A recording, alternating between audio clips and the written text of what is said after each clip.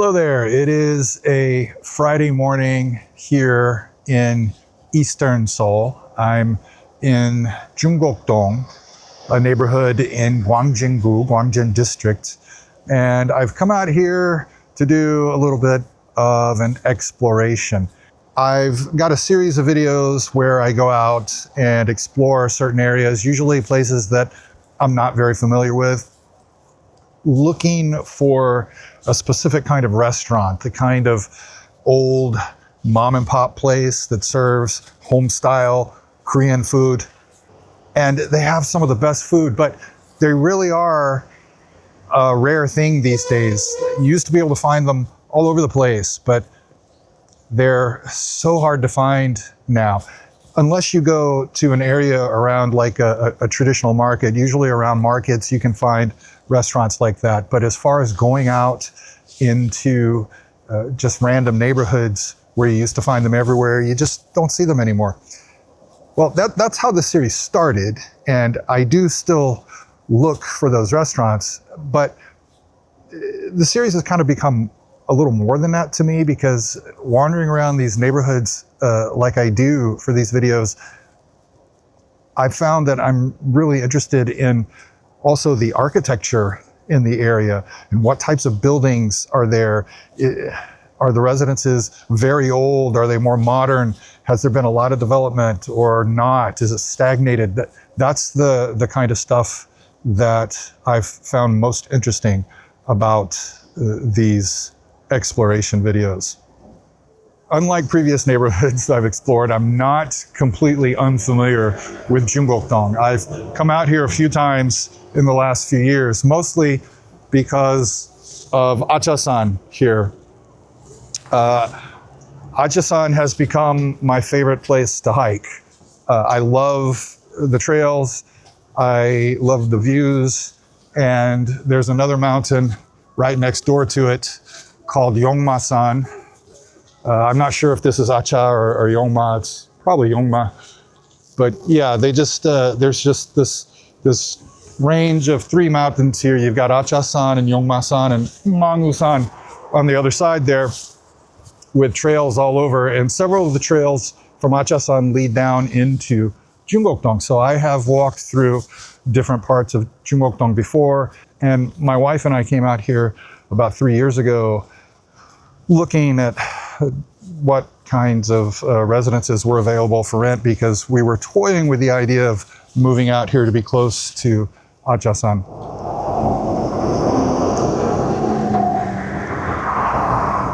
In my last exploration video, I went out to a neighborhood called Hwagok-dong out in western Seoul.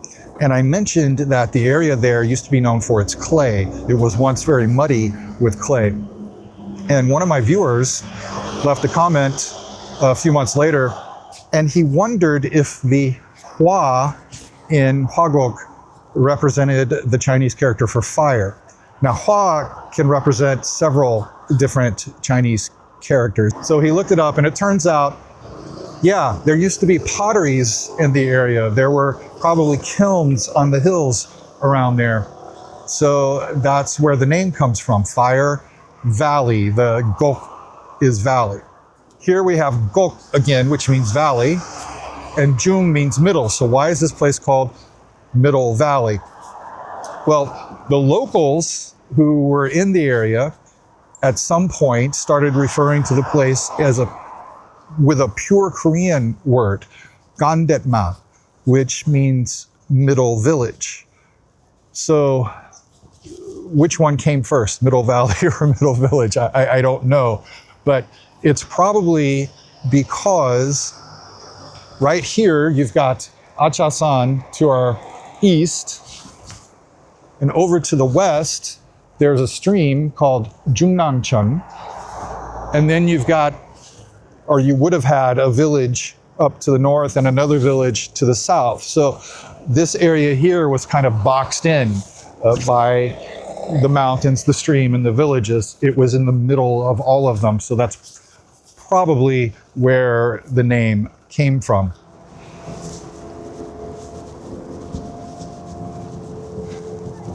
Junggok-dong is heavily residential, heavily heavily. And one thing I find very interesting about it is that pretty much all of the buildings, almost all of them, are low-rise apartments. You don't see many high-rise apartments around here. There is an apartment complex over by the stream that was built in the 1970s. But pretty much everywhere else, this is what you see, these low-rises, the villas. Before the 1960s, this area was pretty much all farmland. And before that, it was part of a royal ranch. From the beginning of the Joseon dynasty up until probably the early 20th century, maybe the beginning of the Japanese occupation, the Joseon dynasty royals kept their horses out here and maybe other livestock too. I don't know. The ranch land followed the Jungnang stream off over to our west here just a little bit. Before that, I don't know what was here. I assume farmland.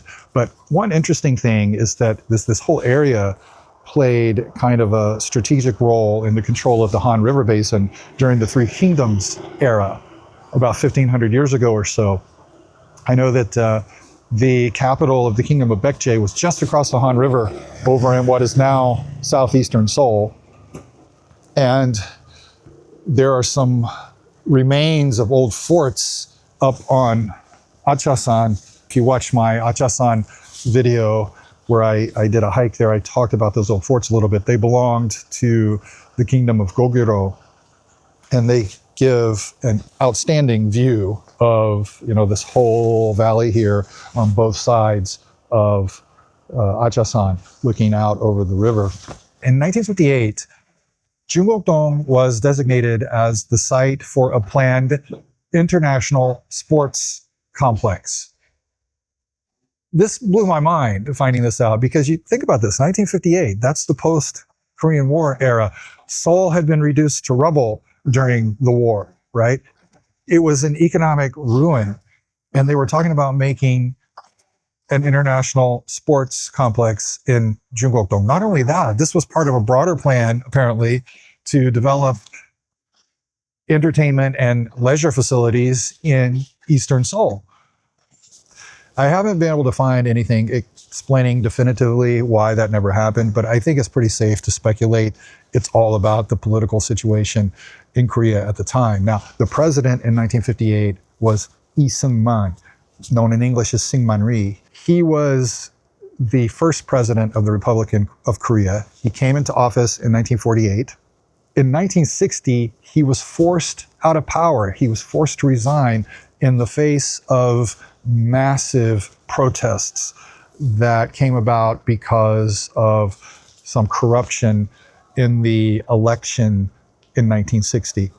1 year later, there is a coup, and this coup brings Park Chung Hee into power. I talked a little bit about Park Chung Hee in a previous video that I've published. He set things into motion that caused Korea's economy to grow pretty rapidly over the subsequent decades. You figure in 1958, they're planning an international sports complex in Junggok-dong. The president's gone, out of power. The new guy comes in 1961, this dictator who is dead set on dragging Korea into the modern world, dragging Korea's economy into the modern world. Sports and leisure facilities, entertainment facilities, that's not on his mind. Park Chung Hee's first focus was on heavy industry and residential development. We can assume, I guess, that any plans for international sports complexes or whatever were scrapped in favor of this stuff. In 1966, Junggok-dong was designated as a focus of residential development and subsequently became part of what they call the first private sector land readjustment program in Korea. As part of that, Junggok-dong became a site for relocation. As the city center was developed, Central Seoul, and the slums were demolished there, and people were relocated to other parts of the city. Some of them were relocated to little residences on the slopes of Achasan here, similar to the little villages on the slopes of the mountains around Sanggye-dong that I showed you in a previous video. And I'm not sure exactly where those residences were. I have an idea, and I'm going to walk over that way in a little bit to see if I'm right. Now, as people were being relocated out here, you had all these residences being constructed, and some companies were building their offices and even employee housing here. This is employee housing for the Korean Electric Power Corporation, KEPCO. This is not the original building. I don't know when the original building was constructed. This one was in the early 2000s, around 2005 or so. It was a redevelopment of the site, I guess. And also the National Mental Hospital was constructed here. It's now called the National Center for Mental Health, and it was rebuilt in 2014. That's it right there. When my wife and I were out here a few years ago, somebody told me that this whole property here, where this building is, used to be part of the mental health facilities property, but now this is the Social Security Information Service, this building right here. And that was constructed just a couple of years ago.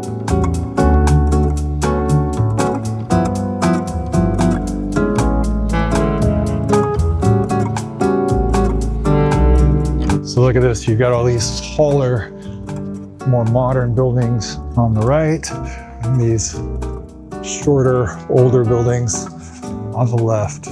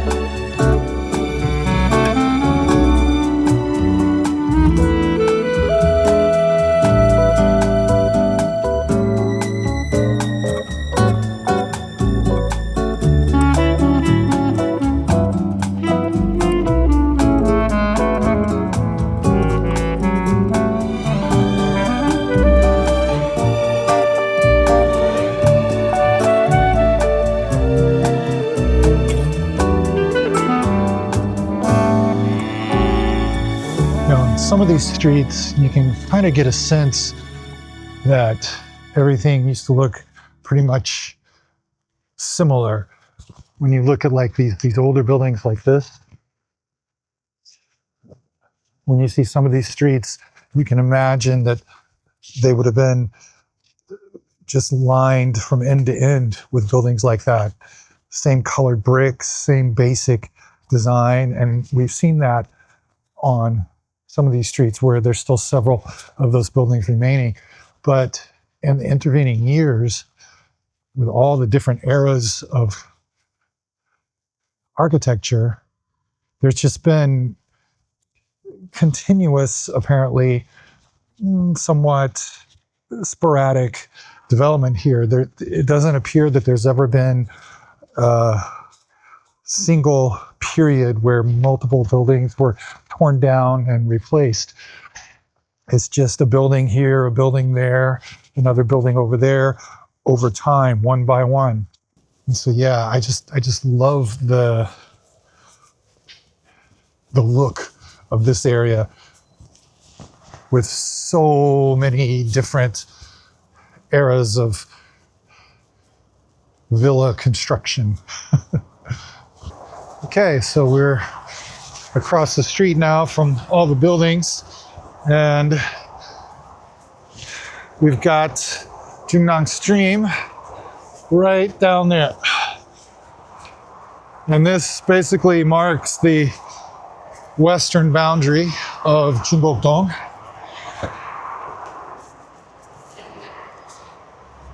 The stream starts up north beyond Gwangjin-gu and flows through Gwangjin-gu into Seoul and feeds the Han River down in that direction. It's a Han River tributary.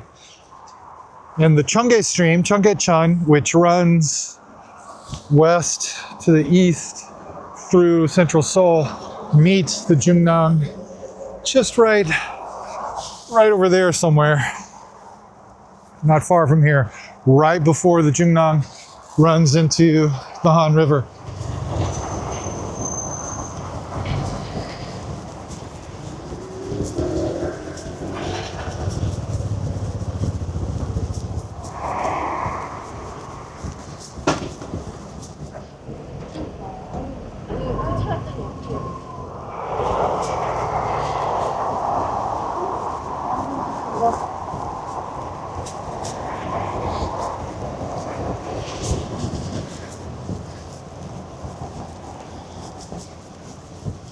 Okay, here's an apartment building that I didn't know about.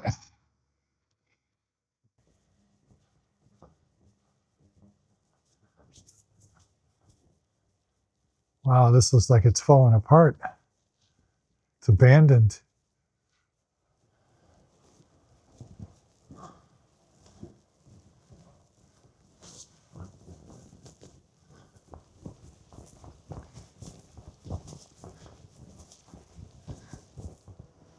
Somebody moving in to an apartment there, looks like. Right here at the base of Achasan, this place right in front of us here, this is the Daewon Foreign Language High School. It opened in 1984. It was one of two foreign language high schools to open that year. The other one is called Jeil, and it's located kind of in north central Seoul. But those two schools were the first two foreign language high schools in Korea. The eastern boundary of Junggok-dong stretches to the other side of this part of Achasan here. I mean, it stretches onto Achasan, but there's a little kind of a small valley there that cuts into Achasan. And that's where I sometimes come down from the mountain. We're going to head over that way because I think that's probably where we'll find evidence of the old area where they relocated people from central Seoul in the 1960s. Because I've seen some older buildings there on this little street coming out of a park at the bottom of Achasan there. But I haven't explored into the area behind the street there. So I want to go check that out. Right here, we've got this old single family residence, looks like. I wouldn't mind having a little property like this, actually. It's interesting what they've done on the back side there.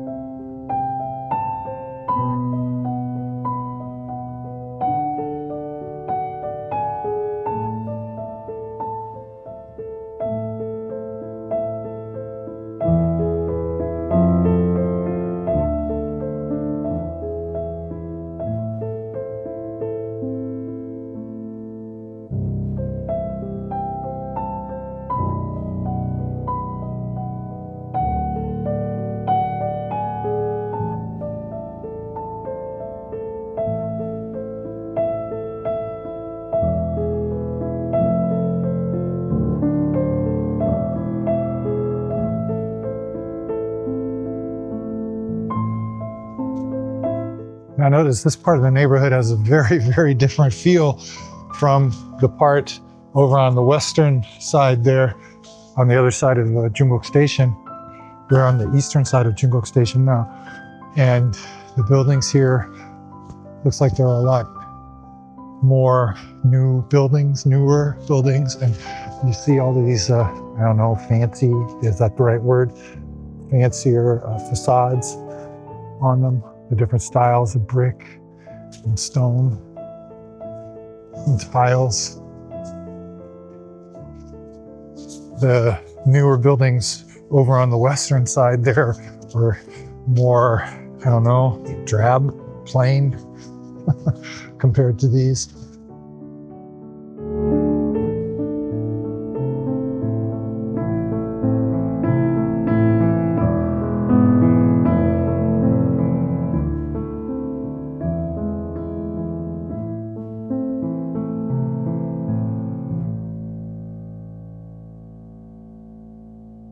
When I first saw this place over there, I thought it was a Buddhist temple, but I got up closer to it and there was no temple name.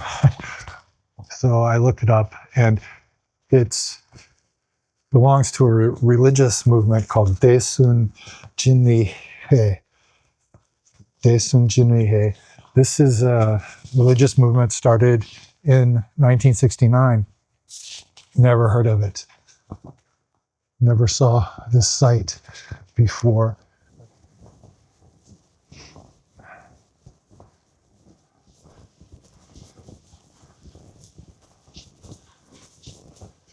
This is where I suspect one of the old sites, the relocation sites, probably was. And here we go. You see this old building? This is one of those I was talking about.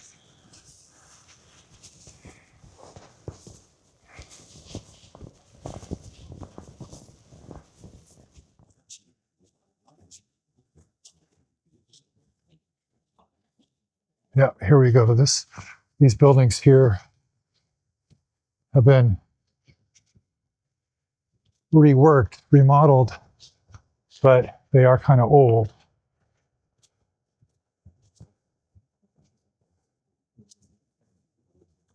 Yep, there's another one there.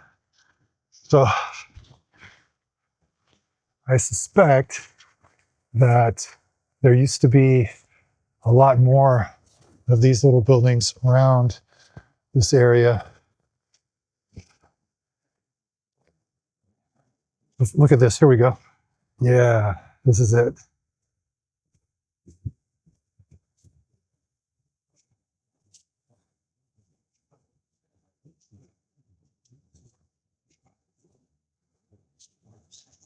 So if you saw my video about Sanggye-dong, that little village that I went into just on the slopes above the neighborhood, that was a site where people were relocated in the 1960s as the slums in the center of the city were demolished and new buildings developed. And the buildings they were relocated to looked similar to this.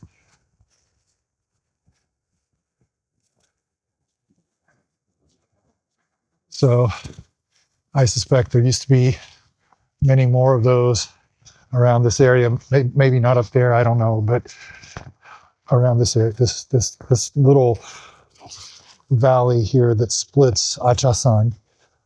I suspect there were many, many more of these buildings around this area, and they've all just been torn down.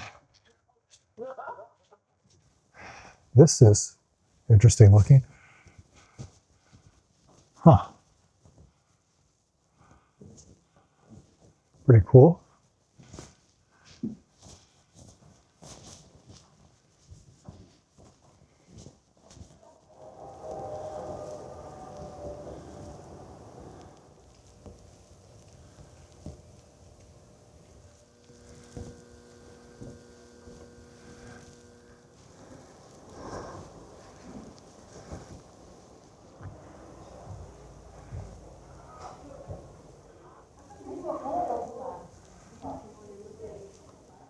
Ooh, chestnut cheesecake, cherry berry cake. This sounds good. Cafe Ring Dong. Huh. Anshim Tang Suyuk. Okay, this is interesting. I've never seen anything like this before. This is, okay, the original Tang Suyuk, the original sweet and sour pork. This is kimchi cheese sweet and sour pork. And then we have a couple of different kinds of tteokbokki here. Okay, that's definitely a small place. Looks like it's run by one lady. Old place looks like. And I'm tempted to try it out. That kimchi cheese sweet and sour pork sounds really good.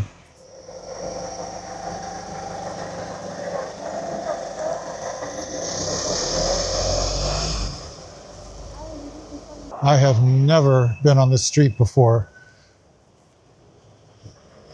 I had no idea this was here. Wow. Look at this. This little market here.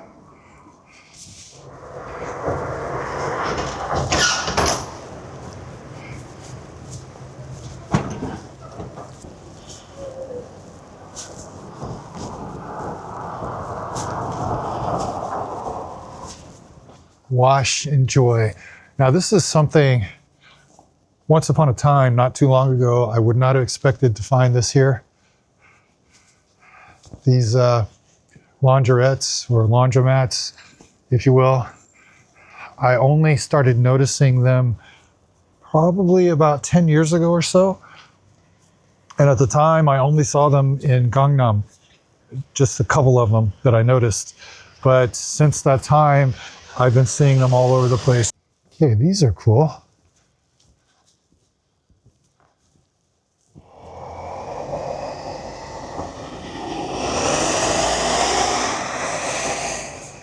I've been wandering around for about 3 hours or so now, 3.5 hours. It's after 3 o'clock.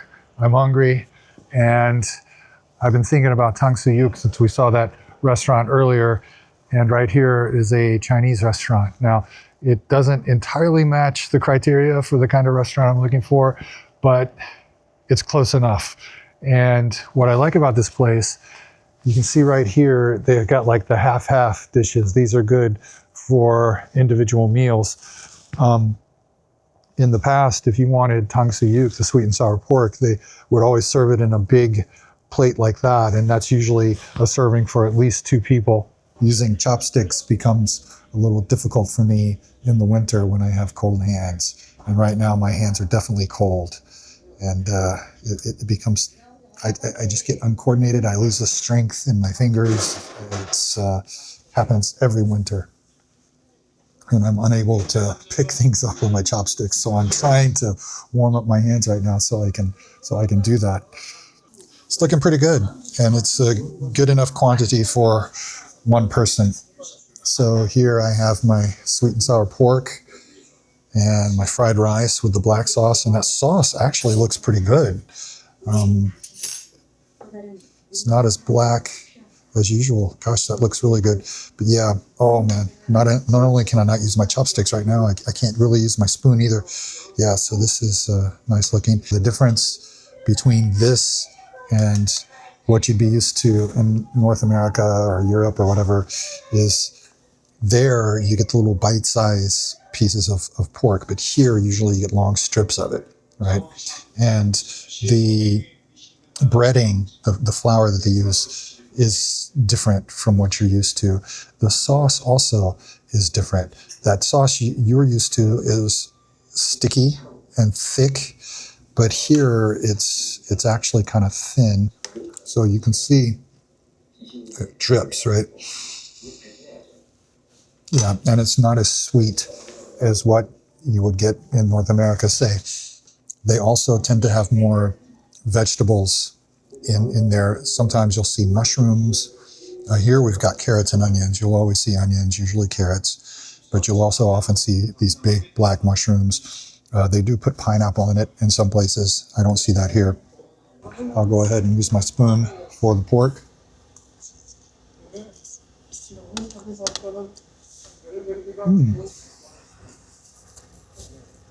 I think every restaurant has their own recipe for the sweet and sour pork sauce. And the sauce here is a little tangy. I like it. It's really good. Now, I think this does qualify as a little older mom and pop restaurant. It's a Chinese restaurant, not a Korean one. But I don't think that matters. And it's not a tiny little hole-in-the-wall place, but I don't think that matters either. It is small. And I think it does fit the criteria of what I'm looking for, actually. So I will call today's exploration a success. And a nice success because this food is pretty good. I will leave a link to the map location of this restaurant in the description below, as I usually do. And I think I will call it here. Thanks for watching. Thanks for liking. Thanks for subscribing. And I will see you again soon. Bye-bye.